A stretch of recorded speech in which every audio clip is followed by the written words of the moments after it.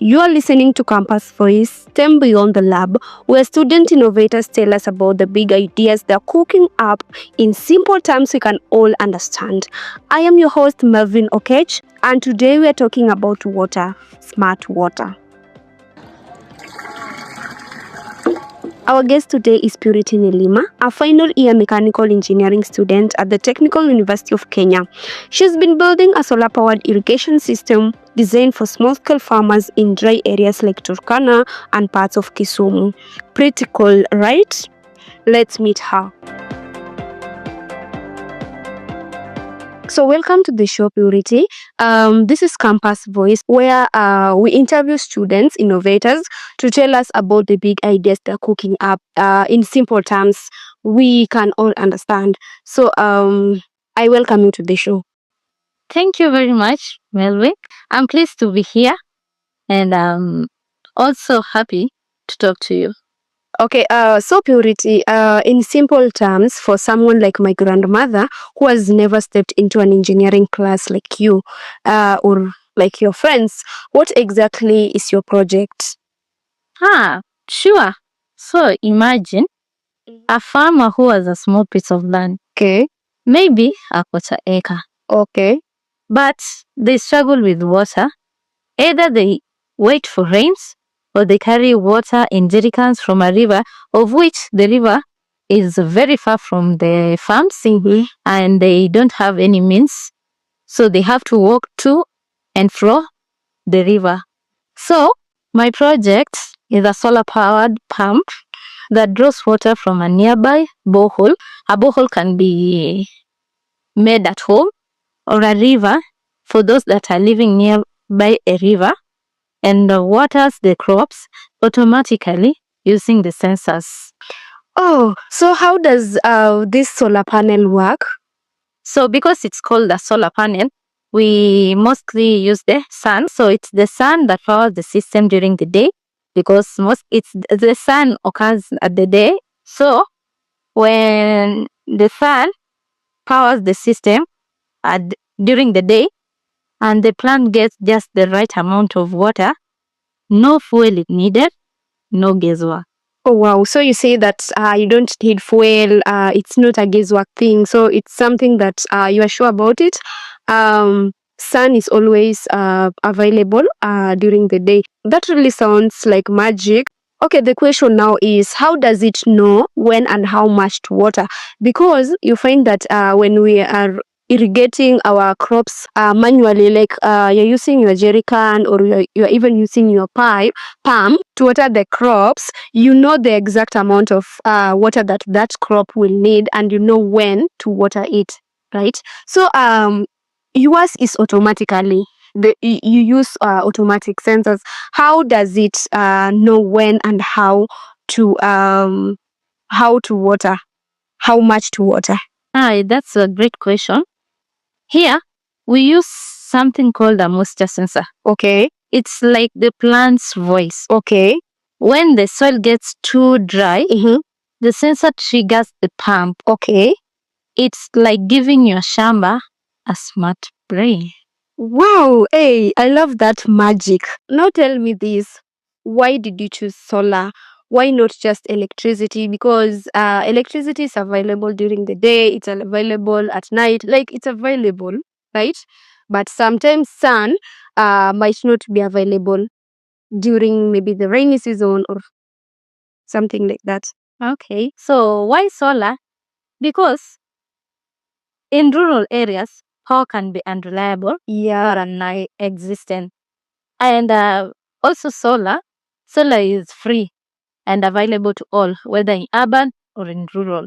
So that's why we prefer solar. And also, solar is clean, no pollution, no diesel costs. Okay. I agree with you. So what does this system look like? I wonder if I can carry it in my handbag. No. So tell me, how does it look like? Okay. Not that you can carry it in your handbag, but it's just simple. It can be used and it's also a small thing. So, not all. It has three main parts. A solar panel, about the size of a small door, a small door.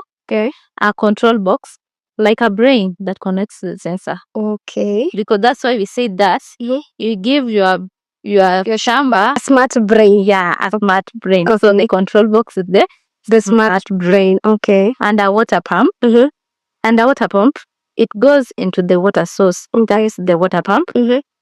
All of it's on a bicycle trailer, so a farmer can move it easily. Okay, my question is, for someone who doesn't have a bicycle, do you have any other option of the means of transporting it from where you live to the shamba and from the shamba to where you live again? For those that does not have a bicycle, we can use a motorcycle. Motorcycle. Yeah, we can use a motorcycle.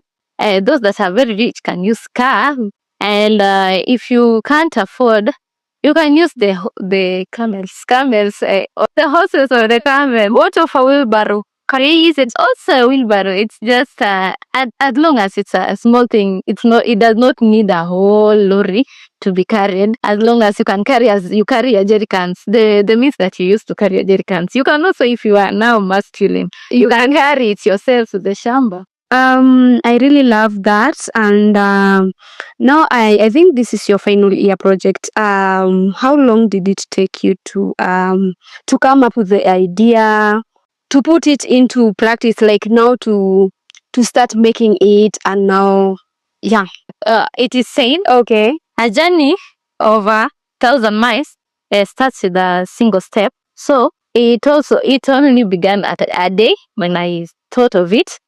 It took 8 months from research to building and testing. Here, like research, we did almost 3 months. okay. Then we built for 2 months.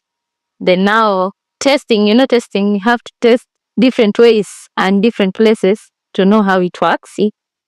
And we also face challenges, okay, especially sourcing affordable parts after the strike. Okay. Yeah, the university strike that occurred. Oh yeah, I remember the long university closure that happened between February to March. Like it was more than a month. Yeah, I think that really affected you. That made many students to give up, right? But you pushed through, and today you are sharing with us your idea, how the idea was born, and now the idea have come into completion, or your project has come into completion, which I must congratulate you for that, because you really pushed through. Thank you very much. Okay. Yes, I think this project shows how we students can make an impact, even during challenges or strikes, and we can still continue our learning. We can still continue our projects. We can still make something out of what we know.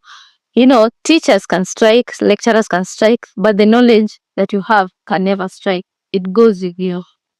So I think even the closure period, that period that the university was closed, I think it gave you opportunity, like to dedicate yourself, to dedicate your time into that project, right? Yeah, it gave me time because I don't have like assignments or lectures. I only focus with the project. I focus it, and I have the right resources. I have the right resources because now I can also use my colleagues, and they help me.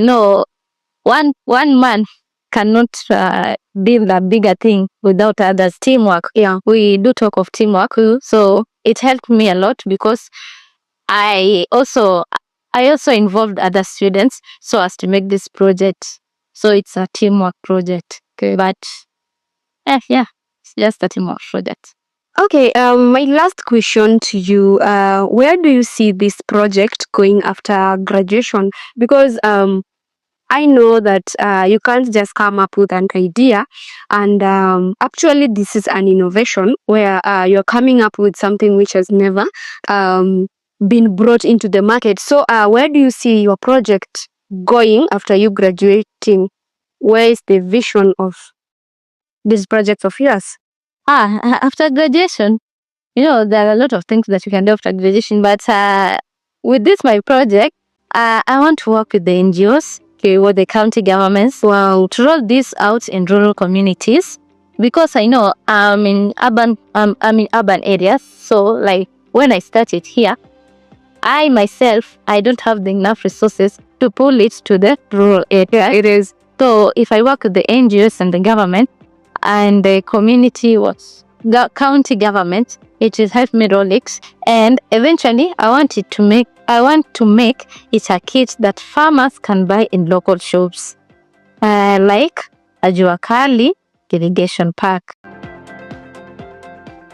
From the lab to the land, Purity Nelima's project is proof that young minds are growing solutions. To you listening out there, your child, your student, your neighbor could be the next innovator.